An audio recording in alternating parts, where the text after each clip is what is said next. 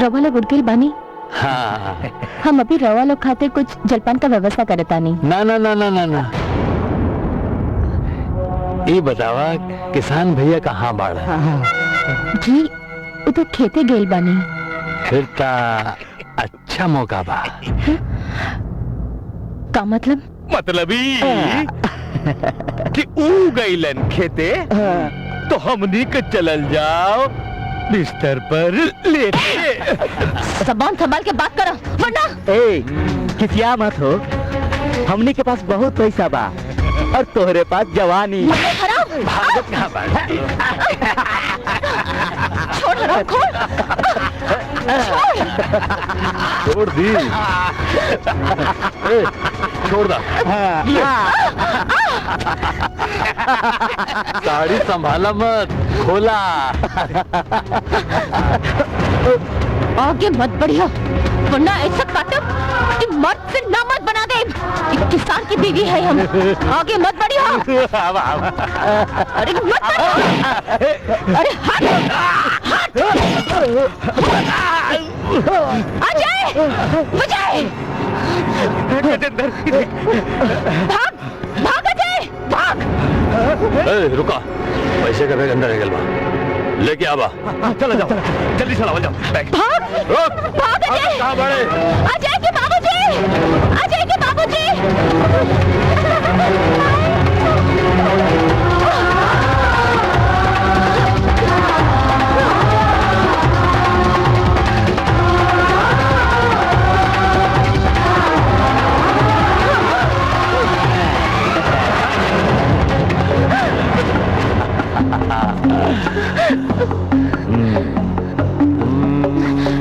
अजय के बाबूजी।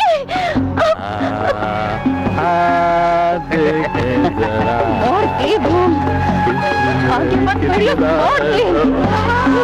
अरे छोड़ो। विजय,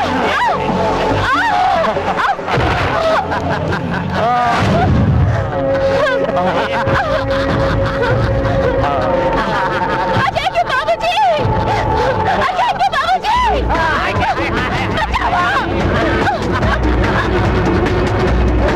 अजय के बाबूजी, बचाओ। अजय के बाबूजी।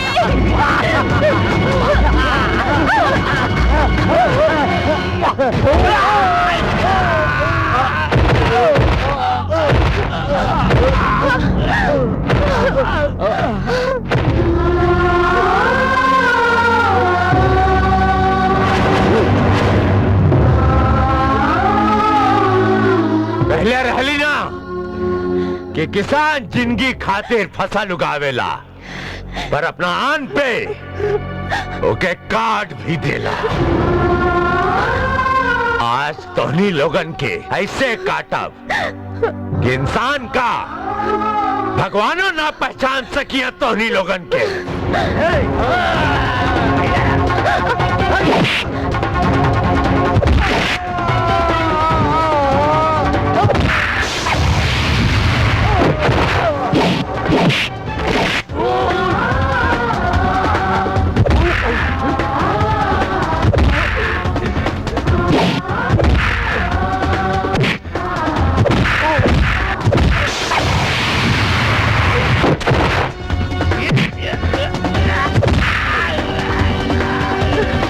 मुझे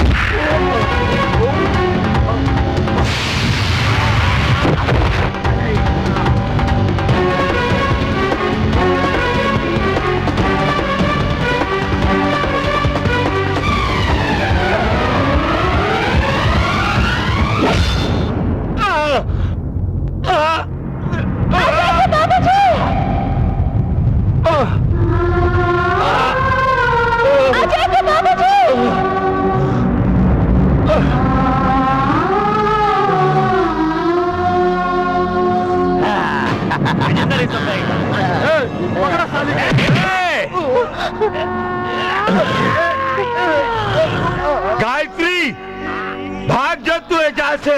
हम लोगों की छोड़ के ना जाए, हम लोगों की छोड़ के तू ना जाए। भाग जो, तोरा क्या हमार क्रिया, हम निपट जब इस सारे से। ना भाग भाग गायत्री, भाग जो गायत्री।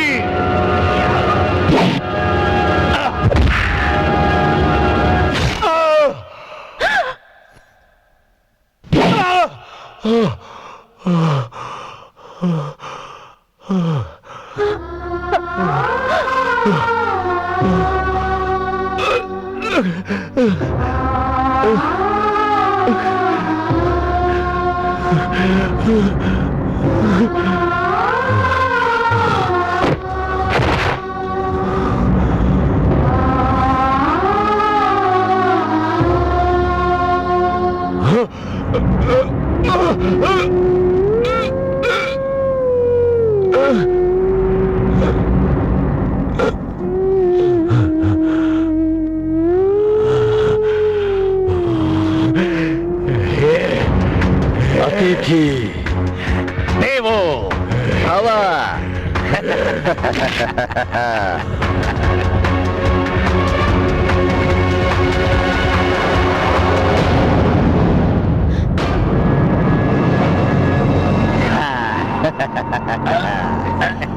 अतिथि देवो देवो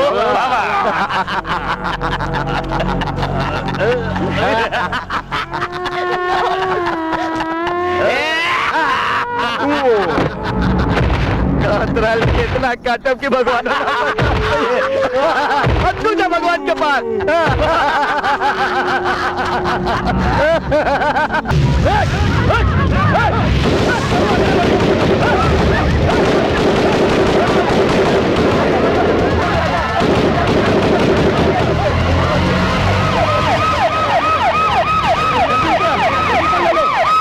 जल्दी तू है जा।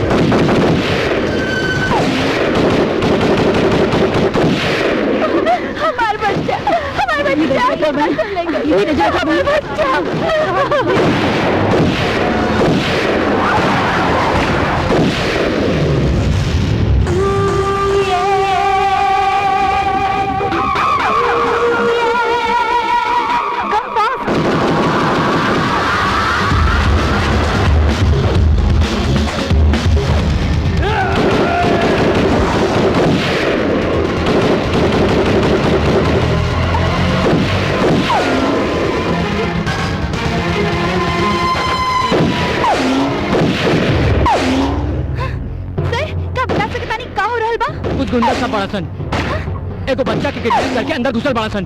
कुछ गुंडा बच्चा किडनैप ये क्या हो रहा है सर?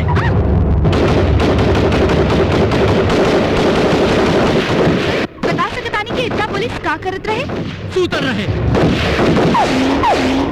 सुनी लोग, पुलिस सूतल बा पर जनता की नींद उड़ गई बा। शहर में गुंडा सब तबाही मचा रहल बा पर प्रशासन के कौनो परवाह नहीं खे। अगर आज ही बच्चा के कुछ हो गई तो ओकरा माई बाप के आंसू के का हुई? जवाब देवे से प्रशासन के इनकार।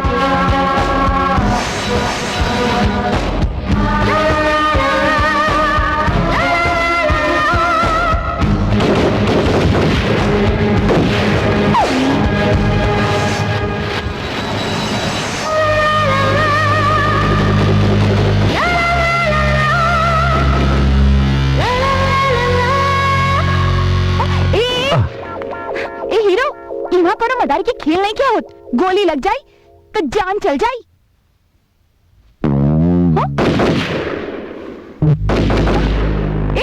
अरे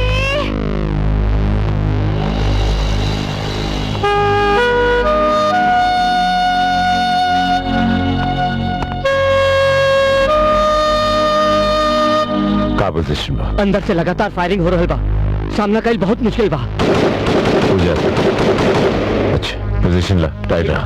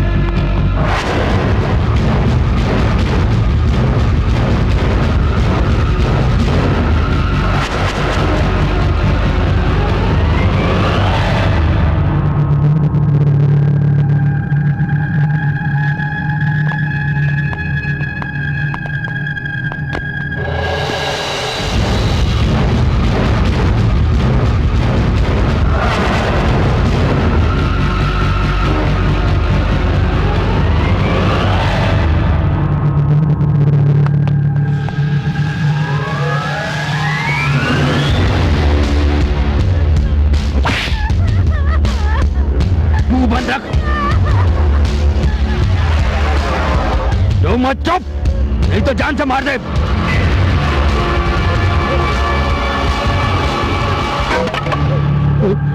कौन आ रहे?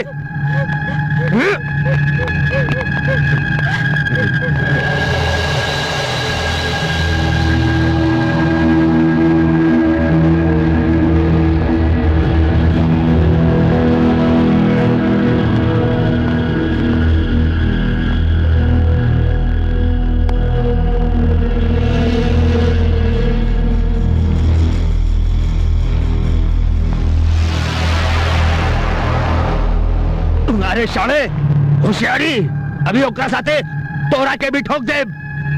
हमरा से शान पट्टी। हाँ भाई हमार बात तो सुन। चल हम तो ऐसे ही घूमे आए रहने की, तू दिखा।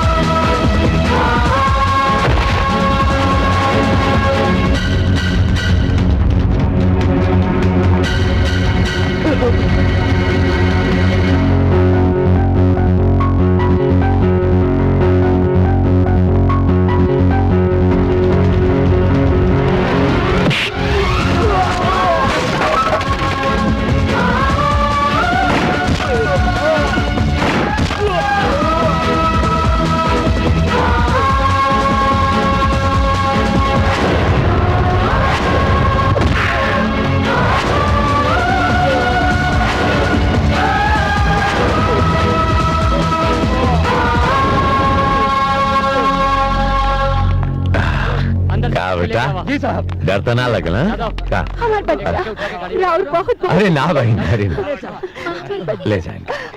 चला चला चला। ए रहुआ अपन जान की बाजी लगा के ये लड़का के बचाऊनी का रहुआ क्या अपन मौत के डर नहीं थे? अगर हर सांस अपने माई के दुआ से बोला, वो बेटा मौत से ना, मौत वो बेटा से डरेला। Right right.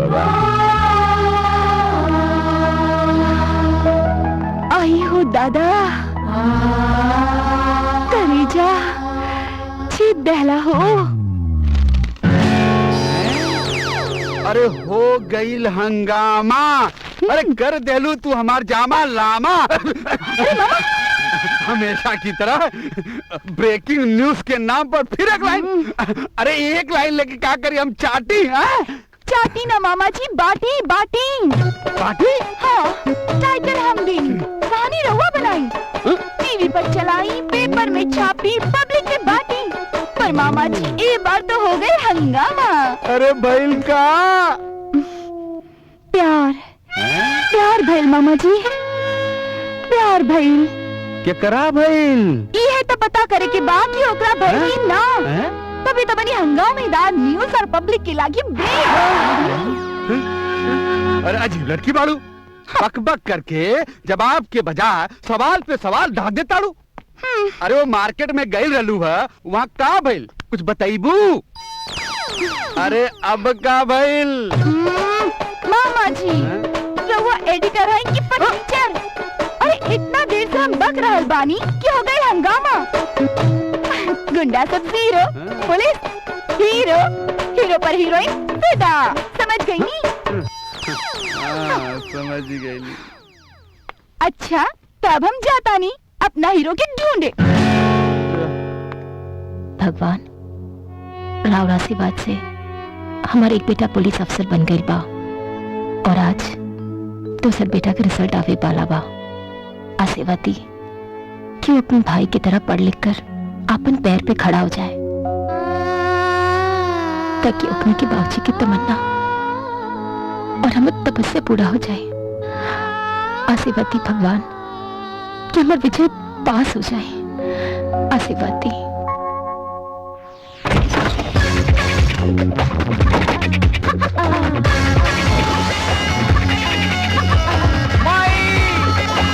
विजय, अरे माई माई माई, हमारी प्यारी माई, अरे माई माई माई। बस बस बेटा बस। हमारे बेटा का खुशी बताता कि हमारा बेटा पास हो गई बा। अरे ना भाई, हम तो फेल हो गए नहीं। कहा? तो फेल? अरे हाँ माई, हम तुम्हारू लायक बेटा है, जो फेल होके भी खुश होता नहीं। अरे शर्म नहीं आया? तो फेल हो क्या बता? और ये कहे में तेरा तो लाज नहीं खिलागत? अरे रुक, हम आज तो खबर लेता नहीं। रुक, आज तो हम मत छोड़ा। तोरा तो बड़ा मिला, हम इतना मेहनत करता नहीं, तो हर भाई दिन रात मरता, और तू क्या बता? और ये कहे में लाज नहीं क्या बता? आज जिया तारा। अरे माई, अरे मारा भाई, मारा अरे माई, अरे रुक जा, कहा तो झाड़ से कहाँ एकरा के मारा? कहा कुछ एकरा से ये फेल हो क्या आइल बा? का रे, तू फेल हो गई ले? हाँ, बेसन की तरह कहता कि फेल हो गई बात। अरे माई, अरे माई, भाई थोड़ा पीछे इतना मेहनत करता है। कैसे भाई हम तू छोट भाई के बचावे के बचे मारे के कहता रहा और ऊपर से खुद मारता रहे हैं। मारा भाई, सुन सुन, थक जेबी रे हमार बुड़बक माई। कबू सुनले बाड़ू क्या? चोर चोरी करके कहेला कि ए बाबू हम चोरी कैले बानी। एकर चेहरा देखा, चेहरा देखा एकर। विजय पास हो गई बा माई। हाँ, पास हो गई। अरे माई, वो कहा ना माई, बिना तोहरे हाथ से पिटाई लेना हमारे देख के दर्द जाला ना। देखना माई, अब एकदम ठीक हो गए नहीं। बदमाश, ये पास हो गई बा, ये तो बड़ी खुशी की बात बा। तो लोग रुको, हम अभी तोने की मुंह मीठा करेगा तो मिठाई ले क्या बतानी? हाँ, मोतीचूर कर लिया रे माई लड्डू, एकदम बार बार। पास हो गई बा। हे भगवान, राम लाख लाख शुक्र बा। भैया, हाँ चलो माल निकाला। माल बारे? अरे भैया, हम फर्स्ट क्लास फर्स्ट पास भइल बानी। कल उठावे खातिर तो चाहेगी ना? कौन कौन भाषा आजकल चलाता? माल चले जल्दी जल्दी। 500 रुपया दे। 500? हाँ। अरे 500 से कहो आज के जमाना में? हम ना जानी ला बाबू, 500 रुपया मिली, उससे ज्यादा ना मिली। ए मारा बड़े दुष्ट, बहुत बिगड़ गए बाटे। छुट्टा वापस ले लिया। अजय, हाँ। तोड़ लाकर से ये बिगड़ गई बा। अरे माई, बाबूजी तो नहीं की, तोर और हमरे अलावा एकरा जिंदगी में के बा माई? हाँ? चल पहले मुंह मीठा कर तू। हाँ, अब तू।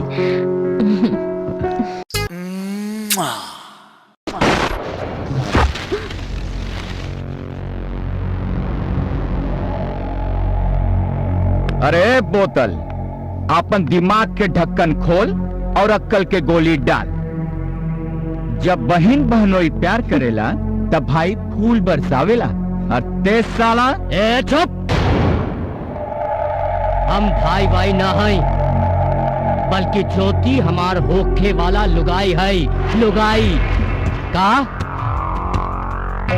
अगर ज्योति से दोबारा मिल ले तो तोरा दिमाग के बत्ती बुझा दे। का तोरा दिमाग के बत्ती बुझा दे। ए सरो, प्यार दिमाग से ना दिल से होला। चल दिल पे गोली मार। मुझे मार मार, दबा घोड़ा, दबा दबा, मार ना, मार।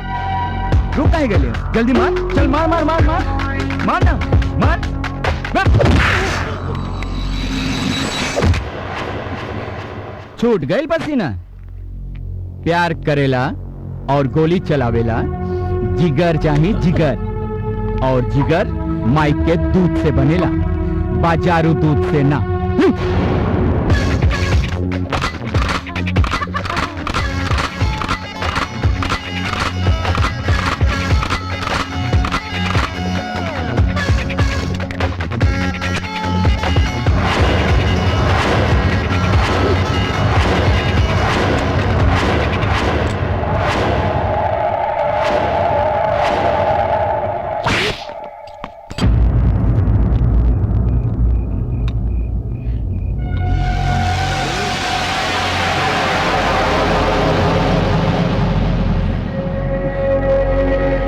आइटम भी आई यार।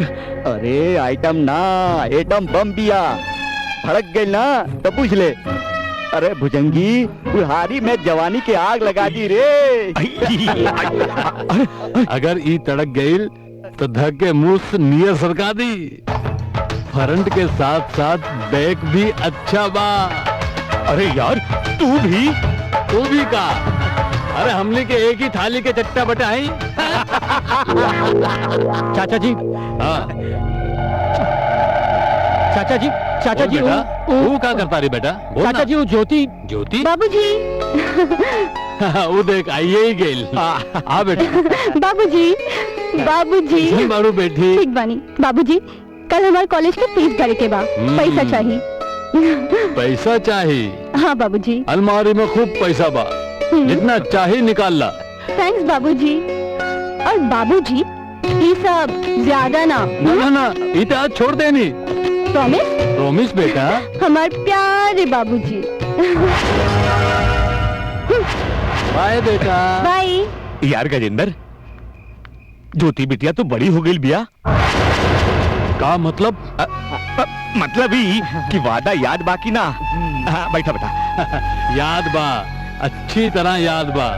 अपन बेटी का ब्याह तोरा बेटा से कराइब और एकरा के दामाद बनाइब। अब तू बेटा यहाँ कहाँ बैठल बाड़ा?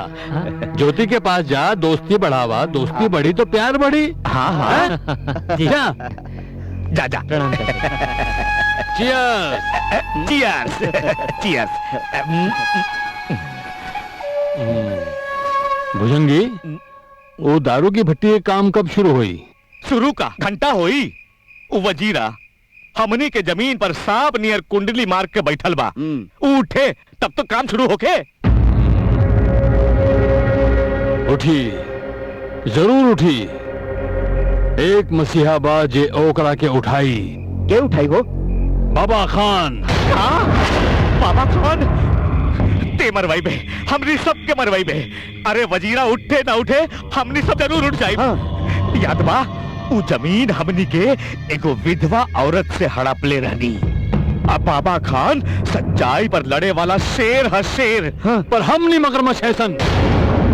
घड़ियाली आंसू बहा के शरीफ और इज्जतदार आदमी बन के घूमत आनी, पर आज तक केहू के पता चलल कि हमनी के रहनी। भुजंगी, पता कर बाबा खान कहाँ मिली।